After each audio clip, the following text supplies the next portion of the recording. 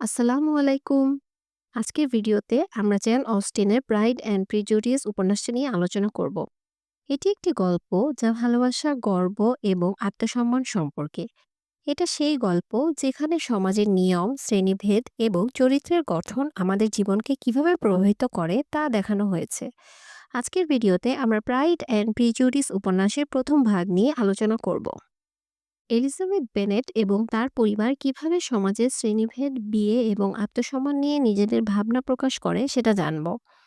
Pride and prejudice উপন্যাসটি gen অস্টেনের রচনা এবং এটি প্রথম প্রকাশিত হয় 1813 সালে। এটি ব্রিটিশ সমাজের শ্রেণী, সামাজিক অবস্থান, গর্ব, পক্ষপাত এবং বিয়ের ধারণা নিয়ে গভীরভাবে আলোচনা সৃষ্টি করেছে।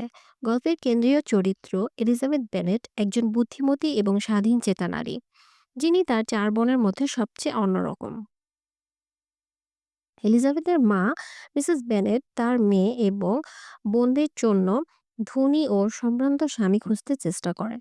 তবে এলিজাবেথের মতের মধ্যে এক ধরনের স্বাধীনতা রয়েছে, যেখানে সে বিয়ের জন্য ধনী শ্রেণী বা অর্থের চেয়ে ভালোবাসা এবং সম্মানকে বেশি মূল্য দেয়। গল্পের শুরুতে মিস্টার বিংলি নামে এক ধনী যুবক এলিজাবেথের পাড়ায় নতুন বাসায় চলে আসে। বিংলি খুব ধনী, সুদর্শন এবং সম্ভ্রান্ত পরিবারের সদস্য, যা এলিজাবেথের মা এবং তার পরিবারকে আনন্দিত করে। মা মিস্টার বিংলি এবং তার পরিবারের প্রতি অত্যধিক আগ্রহ প্রকাশ করে, কারণ তারা মনে করেন এলিজাবেথের জন্য এটা একটু সুবর্ণ সুযোগ। তবে এলিজাবেথ প্রথমে বিংলির প্রতি আগ্রহ অনুভব করেন না, কারণ তার মা সবসময় ধনী ও শ্রেণীভুক্ত পাত্র খুঁজে চলেছেন। কিন্তু এলিজাবেথ তার স্বতন্ত্র দৃষ্টিভঙ্গি দিয়ে প্রতিবন্ধকতাকে অনুভব করেন। এলিজাবেথ প্রথম দিকে ডার্সিকে খুব অহংকারী মনে করেন।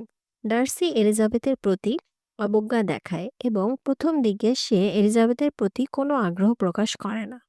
ডার্সি, যিনি খুব ধনী, শ্রেণীভেদ ও অহংকার দ্বারা প্রভাবিত, এলিজাবেথের মতো মধ্যবিত্ত শ্রেণীভুক্ত নারীকে তুচ্ছ-তাচ্ছিল্য করে। এলিজাবেথ এবং ডার্সির মধ্যে সম্পর্ক ভুল বোঝাবুঝি এবং গর্ব নিয়ে শুরু হয়, এবং পুরো উপন্যাসের মধ্যে তাদের সম্পর্কের এক তীব্র কুণ্ডলী দেখা যায়। উপন্যাসের প্রথম ভাগে এলিজাবেথ এবং ডার্সি একে অপরকে ভুলভাবে বুঝে। তাদের আত্মসম্মান ও গর্বের কারণে সম্পর্কের পথে বাধা সৃষ্টি হয়। গল্পের প্রথম ভাগে আমরা দেখে থাকি কিভাবে শ্রেণী, সমাজের সংস্কৃতি এবং গর্ব তাদের সম্পর্কের প্রধান প্রতিবন্ধকতা হয়ে দাঁড়ায়। এই উপন্যাসের মেইন থিম, মানে যেটা ইম্পোর্টেন্ট, সেটা হচ্ছে ১ নম্বরে কি থিম যদি বলি, ১ নম্বরে হচ্ছে প্রাইড অ্যান্ড প্রেজুডিস। এই দুটি থিম গল্পের প্রতিটি চরিত্রের মধ্যে বিস্তৃত। ডার্সি প্রথমে তার গর্বের কারণে এলিজাবেথকে নাকচ করেছিল, আবার এলিজাবেথও তার পক্ষপাতের কারণে ভুল ধারণা করেছিল। গর্ব এবং পক্ষপাত গল্পের কেন্দ্রে ঘুরপাক খায়, যা উপন্যাসটির সব ধরনের সম্পর্কের মধ্যে প্রভাব ফেলে। ২ নম্বর হচ্ছে ক্লাস অ্যান্ড ম্যারেজ, শ্রেণী এবং বিয়ে। এখানে অত্যন্ত গুরুত্বপূর্ণ। এলিজাবেথের পরিবার একটি মধ্যবিত্ত শ্রেণী থেকে আসে এবং তারা জানে যে বিয়ের মাধ্যমে শ্রেণী পরিবর্তন করা সম্ভব। তবে এলিজাবেথের বিশ্বাস ছিল যে সত্যিকারের প্রেমটাই যে শ্রেণী ও সামাজিক অবস্থা থেকে বড়। It is a truth universally acknowledged that a single man in possession of a good fortune must be in want of a wife. এই নোভেলের শুরুর লাইন হলো একটি ব্যঙ্গাত্মক মন্তব্য, যা সমাজের একটি সাধারণ মতবাদকে খোলামেলা করে। এটি একটি ব্যঙ্গাত্মক মন্তব্য যা পুরো উপন্যাসের মূল ধারণাকে তুলে ধরে, যেখানে ধনী পুরুষ বা অর্থের মাধ্যমে সম্পর্ক গঠনকে সমর্থন করা হয়। অস্টেন এখানে বুঝিয়ে দিতে চান যে সমাজের যে কোনো ধনী পুরুষের বিয়ে হবে এবং তার স্ত্রীর জন্য সমাজ ও পরিবারে এক ধরনের চাপ রয়েছে।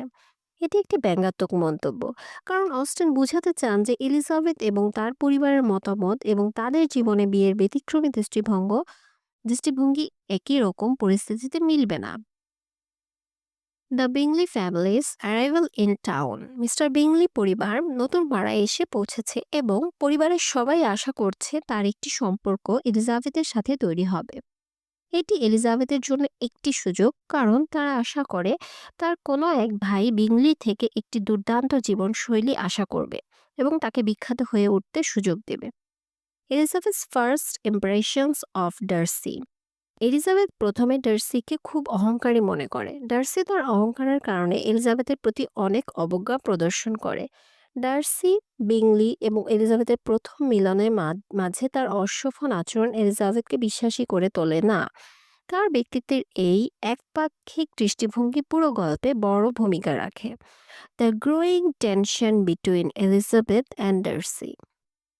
এলিজাবেথের মধ্যে ডার্সির প্রতি ঘৃণা এবং পক্ষপাতের অনুভূতি স্পষ্ট হতে থাকে। গল্পের এই অংশে এলিজাবেথ তার নিজের সম্মান ও আত্মসম্মান রক্ষার জন্য তার মেধা এবং আত্মবিশ্বাসের ব্যবহার করে ডার্সির সাথে সম্পর্ক তৈরি করতে চায় না। এলিজাবেথ মনে করে ডার্সির অহংকার বিষয়ক মনোভাব তার চরিত্রকে আলাদা করেছে। নভেলটির এখন পর্যন্ত আমরা জানলাম গল্পের প্রতিটি চরিত্রের ব্যাখ্যা এবং শ্রেণী ও বিয়ে নিয়ে কিছু তথ্য। নভেলটির পরের পর্বে আমরা জানব গল্পটির মূল লক্ষ্য এবং উদ্দেশ্য। আমার দেওয়া ফ্রি পিডিএফও পেয়ে যাবেন পরের ভিডিওতে। দেখা হচ্ছে পার্ট 2-তে। আল্লাহ হাফেজ।